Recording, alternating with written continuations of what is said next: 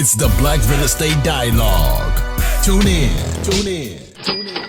Tune in. And so you recently transitioned from your 9 to 5 to get into entrepreneurship full time.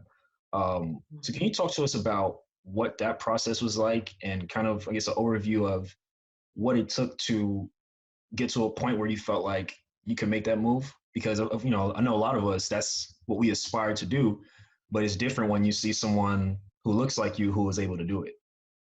Oh yeah, it was definitely didn't come without lots of sleepless nights and stress and waking up, with sweat on my forehead, asking myself, is this what I really want to do? On top of the fact that, my family comes from two schools of thought. So I had my father, who is the dreamer, who is that you can do anything you want, go after whatever you want and risk it all. I had my mother, who's very practical, who's a very show me the money first before you want to run off and go do something. And also, you are making 6 figures. You're in a beautiful, glossy pharmaceutical job. Why would you ever walk away from that for something that's not guaranteed? So I have these two dichotomies that I'm fighting against, and I really needed to just listen to myself, because the truth of the matter is that back then I was a pharmaceutical rep. 20 years later, I had transitioned into all different types of roles, whether it was I was at one point a consultant for pharmaceutical companies, but the core of what I've always done has always been training and learning and development. And so I was with a really great pharmaceutical company. I was inside their learning and development department, and it was in Bridgewater, New Jersey, which I don't know, you're from New York, so you would know Bridgewater is like 2 hours from Philly. So my commute every day was 2 hours up, 2 hours back. So 4 hours out of my day was just getting to work, not to mention being at work all day. And then I'm away from my daughter. And so after doing this for like a year, I was like, something has to give. I've been building since I was 22, 23 from that first property that I bought. And I figured, like, F it, it's now or never. Like, I have these income streams. I have more ideas and more creative ventures that I want to pursue. My advice to people is to build a bridge. That's what I always like to tell folks, right? So for some people do really well with their back against the wall and the pressure of, you know what, I don't care. I'm gonna quit today and I'm gonna go work this out tomorrow and it's gonna be successful. That's great. I'm not really like that, because I got my mom in one ear and my father in the other ear. And Right. so I kind of need a little bit more like practicality around taking that move, because it's so risky. And so I took the time to build a bridge. And building a bridge, I mean, I had my income streams rolling in. I had emergency funds set aside. I had made sure that I would be in a position to not feel the tension of quitting a job and not having any type of financial backing to support me during that time. And so far it's working out. That's amazing. That's amazing. There's one thing you mentioned that I want to make sure we don't miss. You mentioned building a bridge, and with the internet, with social media, there's a lot of 9 to 5 shaming. There's a lot of people saying, "Oh, just quit," but it's like the majority of us need a bridge. Everyone Listen, is not. I hate the job shamers. And when I started Landlord and Stilettos, I was still working. And one of the things that I think attracted people to my page is that I started hitting back at the people that were job shaming people. It's nothing wrong with having a job. We need people that have jobs. What would we be doing right now if there weren't nurses and doctors that were going to work every day to take care of sick people? So people that job shame are like, I don't even want to give them any energy. But what I do think is important is that you can have a job, but you can still build something and have multiple streams of income. It's not an either or. It's not well, I have a job, so I can't do that. No, it's I have a job and I'm going to do that. And that's how you start building that bridge. I think at the end of the day, I'm a firm believer, do what you want to do that makes yourself happy. But I personally have witnessed too many people that were so in love with their job. And when the day came that the job showed them that they weren't in love with them, they were devastated. I'm talking about having an identity crisis. You know how you meet some people and the first thing that you say to them is, hey, how are you? What's your name? What do you do? The first thing they say is their job title. Oh, I'm a pharmaceutical rep, or, oh, I'm a this, I'm a that. I'm not one of those people. Like, it's not going to be the first thing that's going to come out of my mouth. I don't define myself by any job. But for those people that feel so defined by their jobs, those are the ones that I worry about. And that's kind of why I feel like I'm on my mission. Absolutely. Absolutely. Yeah, no, I agree. I agree 100%.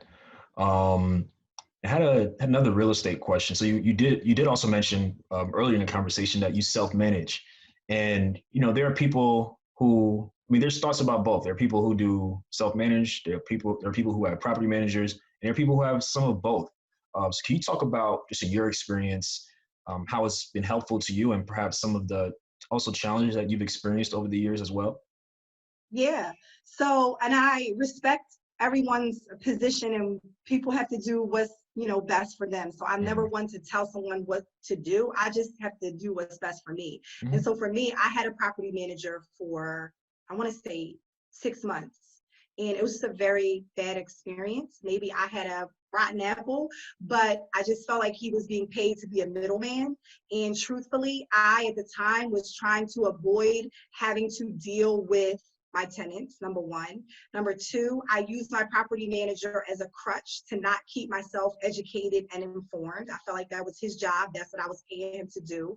And I don't think that that's a good way to go about doing business, especially when you own something as expensive and as litigious in nature as real estate. And so again, I figured, you know what, I'm just going to remove the middleman and I will figure this out on my own. One of the biggest challenges for me when I was self-managing was just where to go to find information. Because when you go online or you just Google stuff, you're just going to get a lot of information and you're not going to know what's right, what's wrong.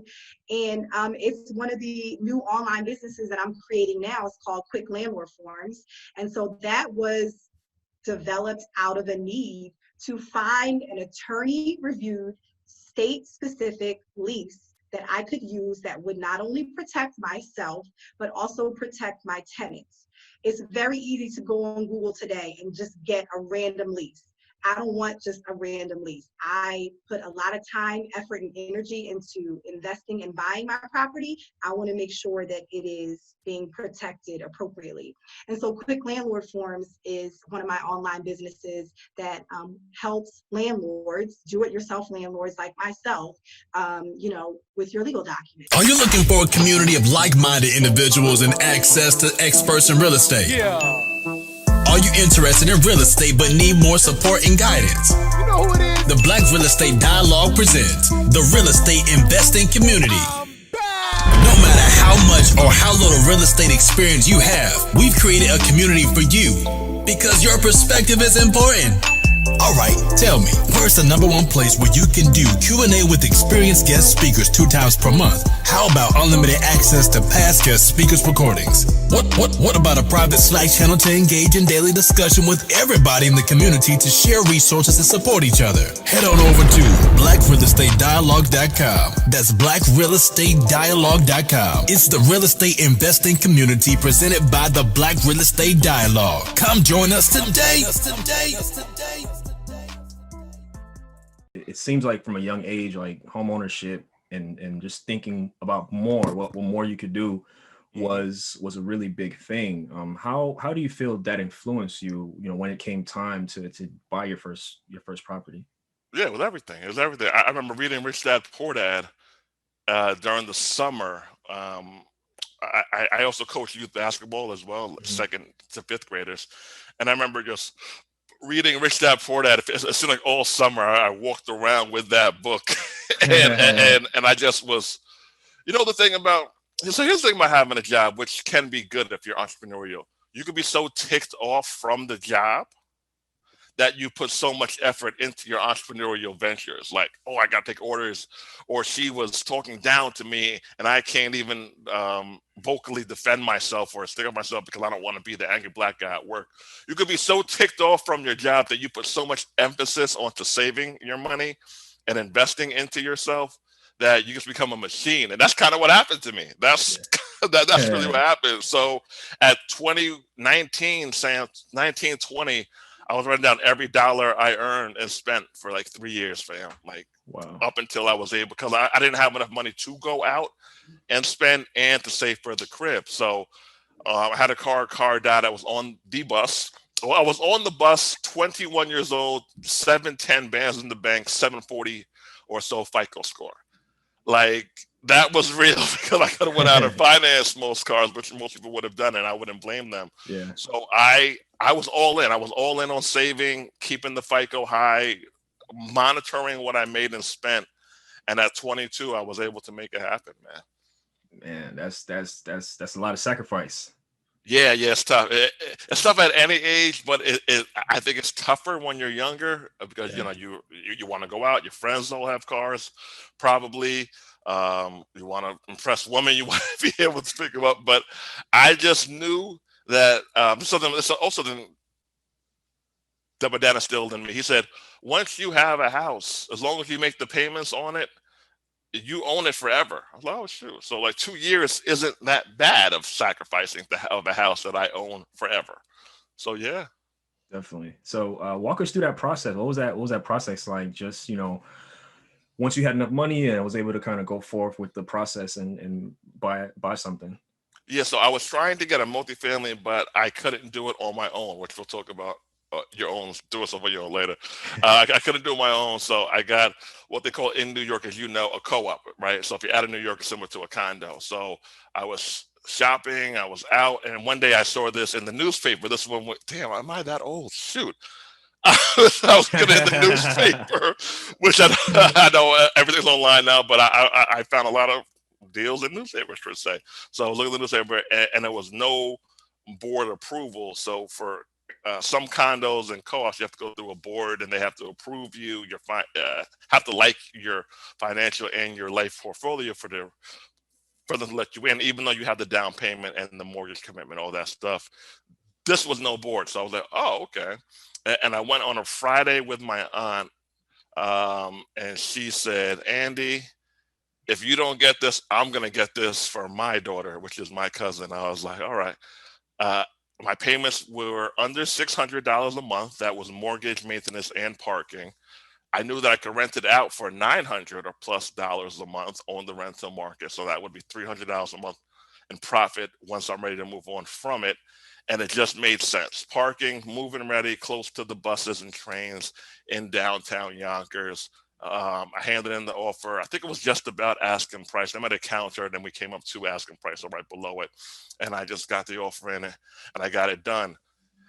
Be careful with the ego and the asking price thing. I know people tell you always buy on the below market value. Be careful with that, right?